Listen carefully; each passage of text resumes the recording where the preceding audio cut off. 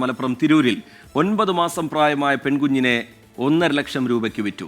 പ്രതികളായ 5 പേരെ Tirur police arrest ചെയ്തിട്ടുണ്ട്.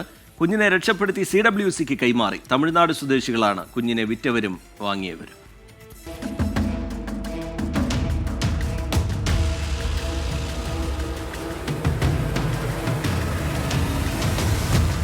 കുഞ്ഞിന്റെ അമ്മ കീർത്തന, രണ്ടാനച്ഛൻ ശിവ, കുഞ്ഞിനെ വാങ്ങിയ ആദിലക്ഷ്മി, ഇടനിലക്കാരായ ഷെന്തിൽകുമാർ, പ്രേമലത എന്നിവരാണ് അറസ്റ്റിലായത്.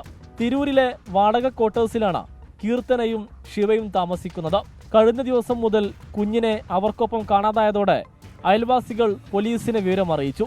തിരൂർ പോലീസ് നടത്തിയ അന്വേഷണത്തിൽ കോഴിക്കോട് താമസിക്കുന്ന തമിഴ്നാട് സ്വദേശി ആദിലക്ഷ്മിയിൽ നിന്ന് കുഞ്ഞിനെ കണ്ടെത്തി.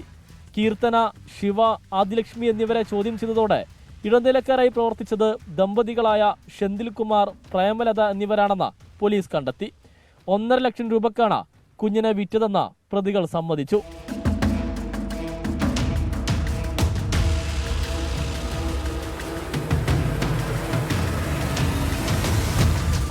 വളർത്തുക എന്ന ഉദ്ദേശത്തോടെയാണ് കുഞ്ഞുങ്ങളില്ലാത്ത ആദിലക്ഷ്മി കുട്ടിയെ വാങ്ങിയത്.